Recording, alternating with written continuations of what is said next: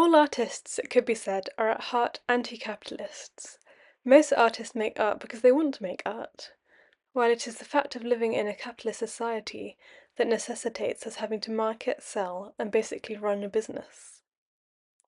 There's a lot that can be said about this balance between authentic self-expression versus tailoring to the desires and demands of an audience, between time spent in the studio versus time spent posting on social media. For myself, however, there is an extra layer of complication. This is because I make art that is pretty much explicitly anti-capitalist.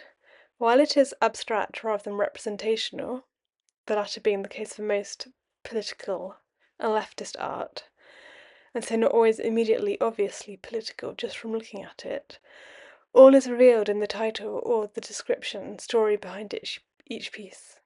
I make anti-capitalist art because I feel like it is the right thing to do, ethically speaking.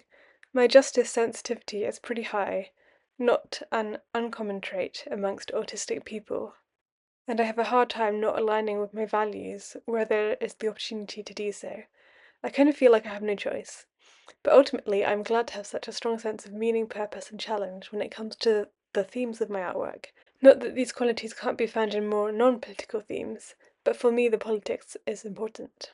At the same time, I admit that I want to make money, and not just enough to cover basic necessities, but enough to do extra things I want to do, like travel, buy a house that meets my sensory needs, that is detached and in a quiet rural location, and just have cool experiences. In some respects, I have drunk the capitalist Kool-Aid, as I'm sure many of us have. So where does this leave me with regards to the market? Am I doomed to remain basically invisible and penniless as an artist? Art collectors have money. Some of them are extremely wealthy. Many of them are capitalists, as in people who own means of production or investment, such as art itself, so that they do not need to sell their labour as most of us do. Would such people buy art that is basically anti the system that they have succeeded in and greatly profited from? Well, Basquiat, who is one of my main inspirations, is pretty political and also pretty pricey. Same with Banksy. And well, I'm sure there are others, but of course, this kind of success is rare. As well as with the wealthy, it is also harder as an anti-capitalist artist to appeal to a general mass audience, simply because radical leftist ideas are in a minority. Most people are liberals, centrists, apolitical, or unfortunately increasingly turning to the right. Many people are stressed enough as it is, just with navigating the basics of life, work, relationships, self-care, and a late-stage capitalism. I get that taking a deeper interest in politics, to question things and learn and re-educate oneself, and simply to care in an oversaturated media landscape is in itself a privilege, and in a way, can also feel like a burden. One of my goals with my art is to make leftist ideas more understandable, more mass market, more palatable, and actually to make them irresistible.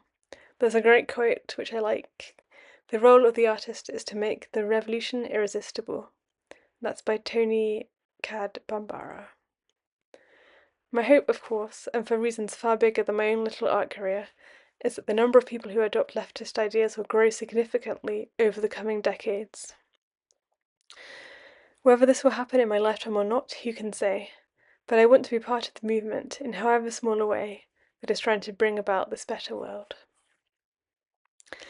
Thanks for listening, and I'd like to apologise about the quality of this voiceover. I'm recovering from a COVID infection and have long COVID infections, which is affecting my lungs and my lung capacity and my breathing, and it makes me a bit more out of breath when I'm talking than I would be.